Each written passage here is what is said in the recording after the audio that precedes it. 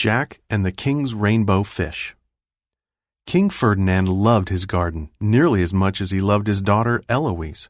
He especially loved the exotic fish with shimmering rainbow-colored scales that swam in a pond at the center of the garden. One day, the fish began to vanish. The king was livid. "Why are my fish disappearing? I must put a stop to this," he declared. The king offered a reward to anyone who could find out what had happened to his fish. People tried, but failed. Then one day a bold and clever young man came along. Introducing himself as Jack, he said to the king, "If you give me your daughter's hand in marriage, I will end your problem." Impressed by the lad's confidence, the king accepted his offer. Jack searched the garden for footprints, but the only footprints he found belonged either to him or the king. Next, he questioned all the people in the king's palace, but no one had even a clue.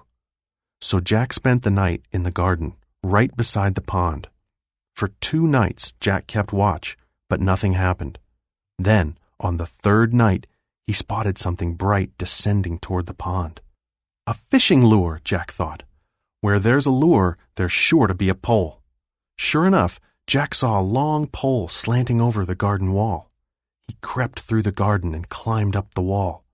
Peeking over the top, he saw an ogre with a fishing pole in his big hands. So that's the thief, Jack thought. The ogre hooked a fish, lifted it over the wall, and dropped it in a basket. Jack followed the ogre home. When the ogre left his cottage again, Jack swapped places with the fish. When the ogre returned and went to remove his catch, he heard a muffled voice inside the basket. "I am the king's favorite fish," said the voice. "If you don't return me and my friends, the king will have your head." The frightened ogre promised to return all the fish by sunrise and was true to his word.